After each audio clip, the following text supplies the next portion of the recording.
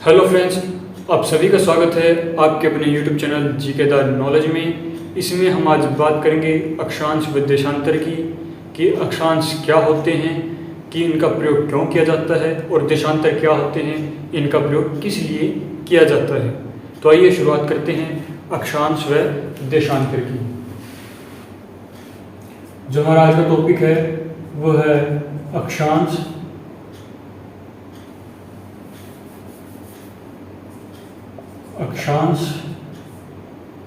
व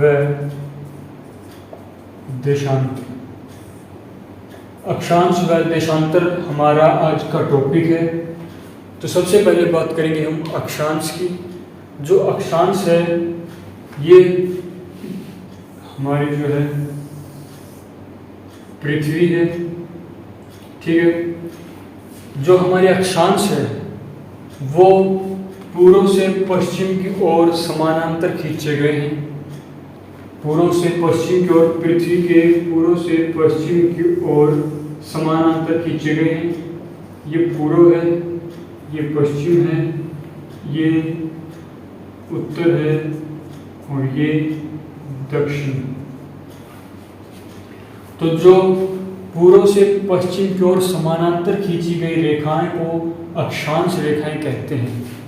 क्या है कि पूर्व से पश्चिम खींची गई काल्पनिक रेखाएं,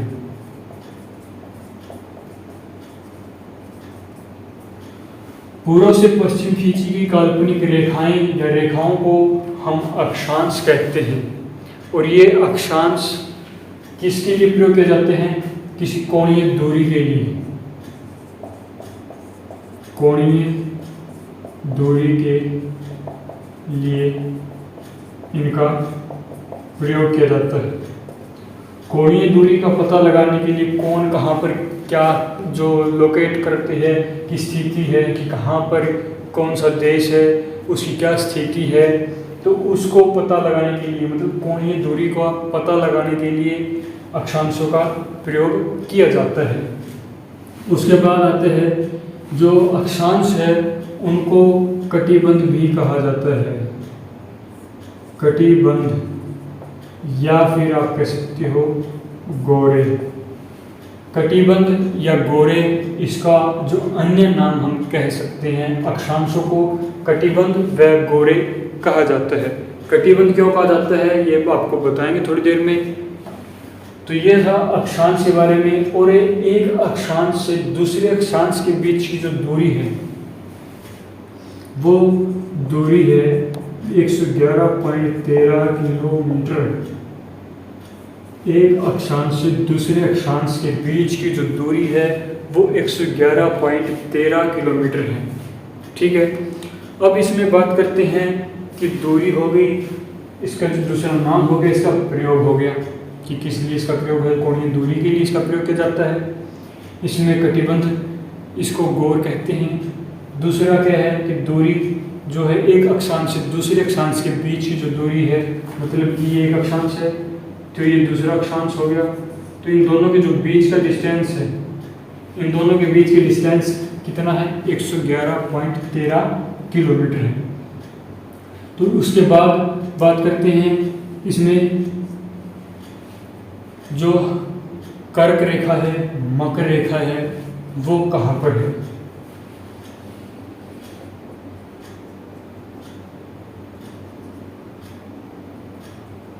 इसमें ये जो रेखाएं हैं ये बहुत इंपॉर्टेंट होती है।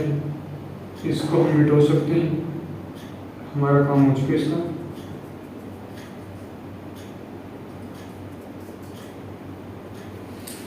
ये जो मैंने शेडेड जो डॉट डॉट डॉट जो अलग से रेखाएं बनाई हैं, इनमें ये जो रेखाएं बहुत इंपॉर्टेंट है।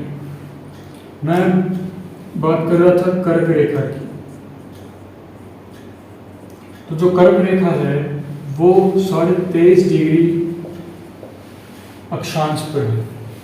उत्तर में 23.5 डिग्री, ये जो है 23.5 डिग्री पर है। और कहाँ पर है? उत्तर में है। तो क्या होगी? कर्क रेखा। कर्क रेखा 23.5 डिग्री, ठीक है, उत्तर में, नॉर्थ में। वहीं बात करें मकर रेखा की, तो मकर रेखा कहाँ पर है? 23.5 डिग्री साउथ में। तो ये साउथ है, तो ये 23.5 डिग्री यहाँ पर है, तो ये क्या है? मकर रेखा। ठीक है, और जो ये बीच की लाइन है, यानी जो सेंटर लाइन है, उसको कहते हैं भूमध्य रेखा।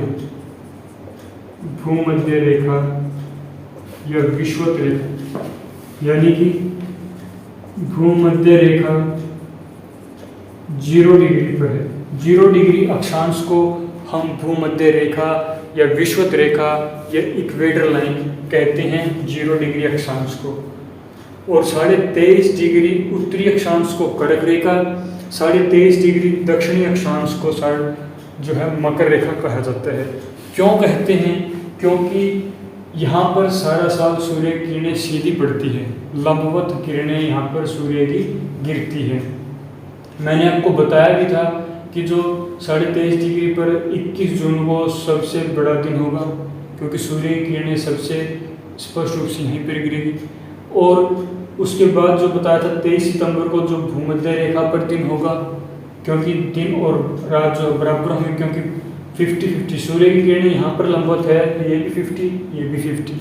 उसके बाद 22 मार्च को जो है रात बड़ी और दिन छोटा होगा, क्योंकि जो सूर्य है वो नीचे आ जाता है और हमारा जो भारत है लोकेट वो कहाँ पर है? वो यहाँ पर है।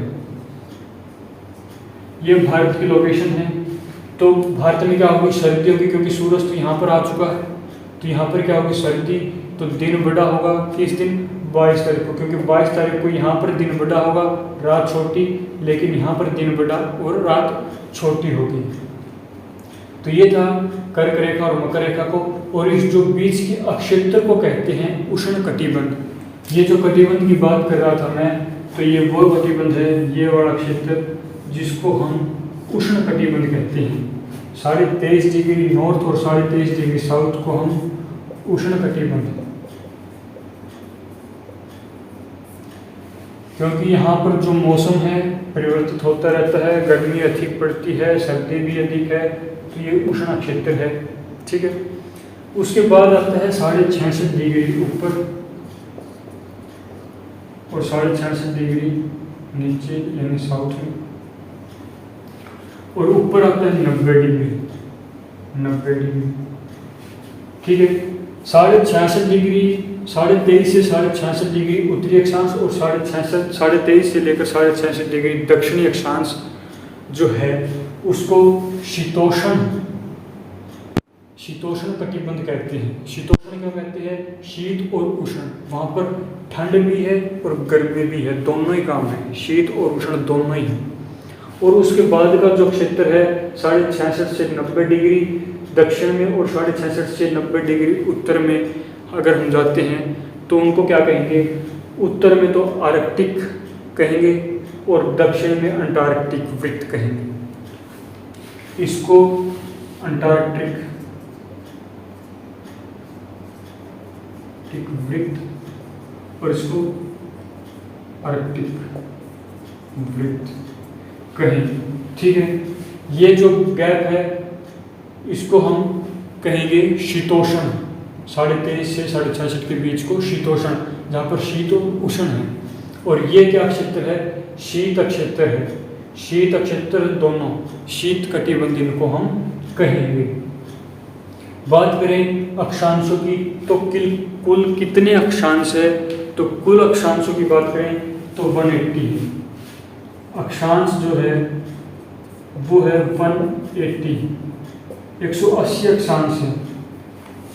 लेकिन अगर हम बात करें ग्लोब की, तो ग्लोब पर 180 नहीं बल्कि 179 है।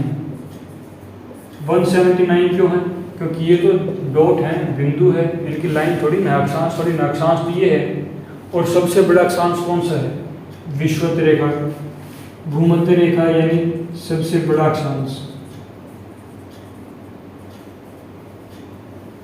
0 डिग्री है, क्योंकि यही सबसे बड़ा। उसके बाद तो छोटे छोटे होते जाएंगे और यहाँ पर अंत में 90 डिग्री पर क्या होगी? डॉट होगी। तो अक्षांश तो वैसे तो 180 है, लेकिन ग्लोब पे अगर हम देखेंगे तो 179 है। अगर हम मानचित्र की बात करें तो मानचित्र पर अगर हम देखते हैं तो मानचित्र पर इसकी संख्या 181 होगी, क्योंकि 90 डिग्री का भी तो एक अक्षांश खींचा जाएगा मैप के ऊपर। तो मानचित्र पर 181 होंगे, ग्लोब पर 179, वैसे जो संख्या मानी गई है वो 180 संख्या मानी गई है। ये था अक्षांशों के बारे में। उसके बाद बात करते हैं कि अक्षांश को एक नदियाँ हैं, नदी। तो अक्षांश में जो 23.5 डिग्री कर्क रेखा है उसको दो भागों में काटती है एक नदी, जिसका, चलो नदियों के बारे में आगे बात करेंगे, छोड़ो नदियों का रहने दो, नदियों वाले टॉपिक में बताएंगे आपको, इसमें रहने दो। इसमें सिर्फ ये याद रखना अक्षांश जो है 180, ग्लोब की बात करें तो 179। क्वेश्चन में लिखा हुआ मिलेगा कि कुल अक्षांशों की संख्या तो 180, अगर पूछ ले कि ग्लोब पर कुल अक्षांशों की संख्या तो 179, पूछ ले मानचित्र पर कुल अक्षांशों की संख्या 181। इनका जो दूसरा नाम है कटिबंध या गोल क्यों कहा जाता है आपको बता दिया। कर्क रेखा 23.5 डिग्री नॉर्थ में, मकर रेखा 23.5 डिग्री साउथ में, 0 डिग्री पर भूमध्य रेखा है, सबसे बड़ी रेखा है अक्षांश रेखा। और ये काल्पनिक रेखाएं होती है जो पूर्व से पश्चिम की ओर खींची गई है, कोणीय दूरी का पता लगाने के लिए इन अक्षांशों का प्रयोग किया जाता है। अब बात करते हैं कि जो अक्षांश रेखाएं हैं, इसमें जो कर्क रेखा है, कर्क रेखा कितने देशों से गुजरती है? तो कर्क रेखा गुजरती है 18 देशों से होकर, 18 देशों से होकर कर्क रेखा गुजरती है। बात करें भूमध्य रेखा की तो यह 13 देशों से होकर गुजरती है। और बात करें मकर रेखा की तो यह 12 देशों से होकर गुजरती है, 12 देशों से। जिस प्रकार कर्क रेखा हमारे भारत से गुजरती है, भारत एक देश हो गया, इसी प्रकार अन्य जो 18 देश हैं, जो 18 देश हैं उनके मध्य से कर्क रेखा गुजरती है। और 13 देश ऐसे हैं जहाँ से भूमध्य रेखा गुजरती है, 12 देश ऐसे हैं जहाँ से मकर रेखा गुजरती है, जिनके देशों से मकर रेखा गुजरती है। ये था अक्षांशों के बारे में। आप राइट डाउन कर लीजिए या फिर इसको स्क्रीनशॉट लेना चाहे तो स्क्रीनशॉट ले सकते हैं। फिर आगे बढ़ते हमारे देशांतरों पे।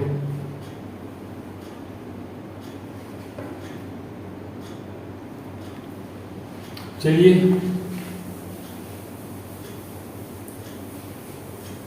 बहुत सिंपल टॉपिक है, बहुत आसान टॉपिक है और यहाँ से पूछे जाते हैं क्वेश्चंस एग्जाम में, और बहुत ही आसान है।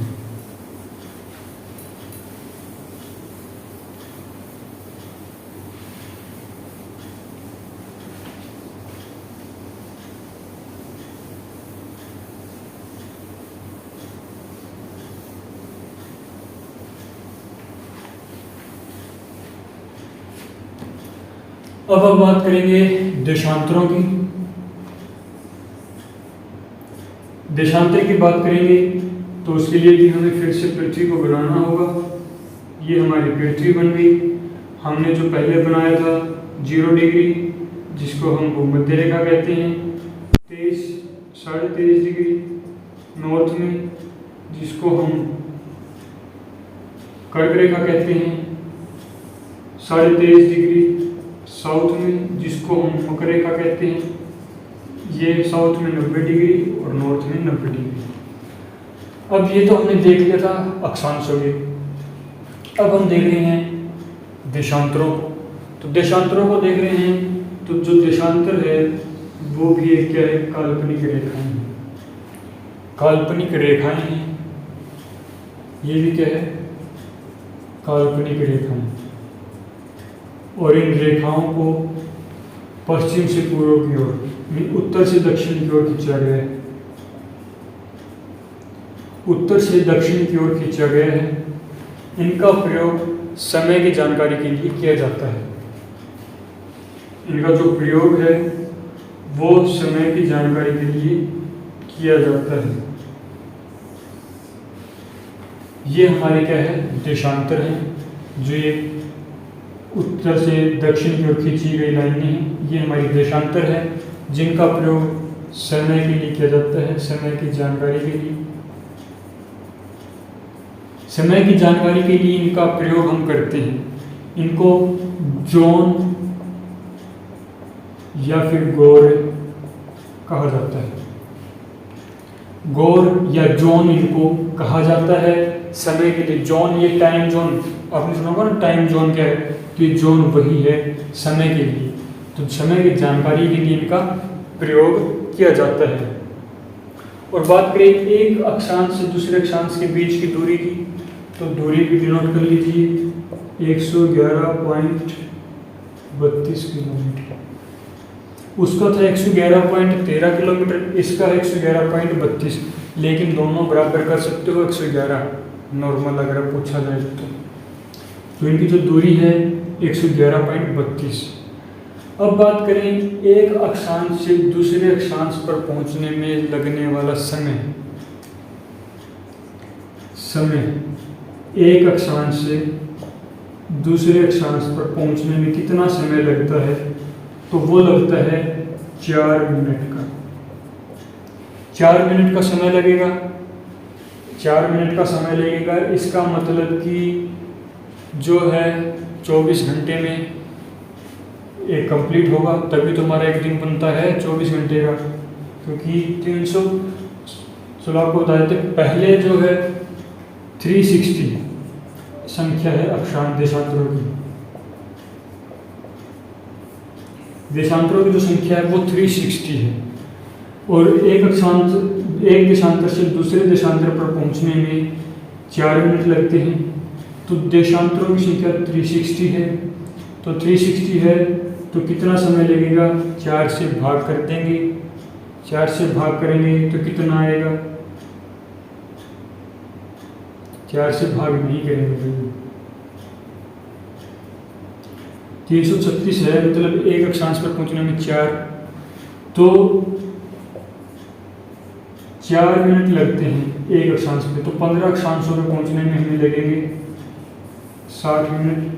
यानी एक अक्षांश से 15वें अक्षांश तक जाएंगे तो हम 1 घंटे में कवर अप करेंगे।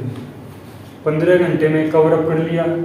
अब 15 घंटे में हमने कवर अप किया है, उस 1 घंटे में कवर अप किया है 15 अक्षांश को। 15 अक्षांश हमने 1 घंटे में तय कर लिया, यानी 60 मिनट हमारी लगी। तो 60 मिनट लगी 15 मिनट, जो 60 मिनट 15 अक्षांशों को, यानी 1 घंटा लगा 15 अक्षांश कंप्लीट करने में। तो 180 अक्षांशों पर पहुंचेंगे तो कितना समय लगेगा, तो 180 अक्षांशों पर पहुंचने में हमारा जो समय लगेगा वो लगेगा 12 घंटों का। 12 घंटों का समय लगेगा, ठीक है। क्योंकि 1 घंटा 15 दूनी 30, 2 घंटे, इस प्रकार जो 180 अक्षांश पर पहुंचेंगे तो 12 घंटे, और 360 पर पहुंचेंगे तो 24 घंटे हमारे लगेंगे, ठीक है। ये तो था समय लगेगा कि एक अक्षांश से दूसरे अक्षांश पर टोटल कितने अक्षांश है, और उन अक्षांशों पर लगने वाला समय 24 घंटे। आपको पता है हमारी पृथ्वी पश्चिम से पूर्व की ओर घूमती है, और एक जो मानक समय की जो मानी गई है Greenwich time, GMT, Greenwich mean time जो है वो 0 डिग्री अक्षांश देशांतर है। ग्रीनविच मीन टाइम जो है 0 डिग्री देशांतर है। 0 डिग्री देशांतर ये कहाँ से गुजरती है, ये लंदन से गुजरती है, लंदन के ग्रीनविच शहर से गुजरती है। लंदन में आपने देखा कि क्लॉक होती है बड़ी सारी, दे दनादन फिल्म में आपने देखा भी होगा, वो घड़ी पर लटकते हैं, वो लंदन में ही है। जिस घड़ी पर लटकते हैं वही जो है वहीं से टाइम डिनोट होता है। अगर आप उससे पूर्व में हैं, ग्रीनविच के पूर्व में हैं, तो आप प्लस में हैं, मतलब उससे आगे चल रहे हैं, समय उसके आगे है। अगर आप पश्चिम में हैं तो आपका जो समय है वो माइनस में है। यानी कि अगर लंदन में 12 बजे है, यानी GMT की जो देशांतर रेखा जो मानी गई, GMT ग्रीनविच मीन टाइम माना गया है, अगर ग्रीनविच जो मेन टाइम है वो ग्रीनविच यानी लंदन में है, जो लंदन का टाइम है अगर मान लो 12 बजे है दोपहर के, 12 बजे दोपहर के, तो भारत का जो समय होगा वो आगे होगा, क्योंकि भारत क्या है पूर्व में है, ये 0 डिग्री है देशांतर है, लेकिन भारत क्या है इस साइड है 97 डिग्री देशांतर पर है। तो प्लस में गया यानी पूर्व में गया, तो पूर्व में क्या है प्लस, तो जो भारत का समय है 5:30 बजे होंगे शाम की, मतलब कि आगे रहेगा, पूर्व में आगे समय और पश्चिम में पीछे का समय लगता है। जो हमारा भारत का मानक समय माना गया है, हर देश का एक स्थानीय मानक समय माना गया है, और भारत का भी जो है इंडियन स्टैंडर्ड टाइम माना गया है, IST इंडियन स्टैंडर्ड टाइम, वो है 82.5 डिग्री देशांतर, 82.5 डिग्री देशांतर माना गया है। और जो GMT और IST के बीच में 5.5 घंटे का फर्क है, 5.5 घंटे का फर्क है।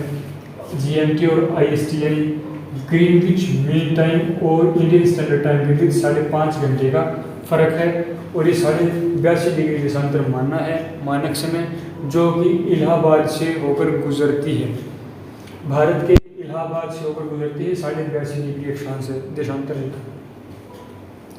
ये था देशांतर के बारे में, जिसमें समय की जानकारी हमें पता चलती है। एक अक्षांश से दूसरे अक्षांश पर देशांतर पर जाने में जो समय लगता है वो 4 मिनट का लगता है, तो 15 पर जाएंगे, 15 चौके 60 हो गए। इसी प्रकार 1 घंटा लगा, तो 15 अक्षांशों पर 1 घंटा लगता है, तो 30 अक्षांशों पर 2 घंटे लगेंगे, तो 12 अक्षांशों पर कितना लगेगा, तो 112 घंटे होंगे, तो 180 अक्षांश देशांतर पूरे हो जाएंगे। अक्षांश नहीं है देशांतर है, याद रखिएगा, ठीक है। तो जो 0 डिग्री जो इसके बीच से गुजरती है उसको GMT ग्रीनविच मीन टाइम माना गया है, 0 डिग्री देशांतर को। और एक आती है 180 देशांतर, 180 डिग्री देशांतर जो मानी गई है वो हमारी डेट लाइन है, तारीख जो तिथि रेखा है, तारीख की जो लाइन है वो 180 डिग्री देशांतर मानी गई है। तो ये था अक्षांश और देशांतर के बीच में बिल्कुल छोटा टॉपिक, बिल्कुल आसान टॉपिक, कन्फ्यूज़न की कोई बात नहीं है, आसान है, हर बार एग्ज़ाम में पूछा भी जाता है। तो मेरे ख्याल से आपको समझ में आ गया होगा। अगर समझ में नहीं आया तो फिर से इसको वीडियो को देखें, और एक बार में समझ में आ गया तो अच्छी बात है। इसको लाइक शेयर सब्सक्राइब करते रहिए। धन्यवाद, जय हिंद।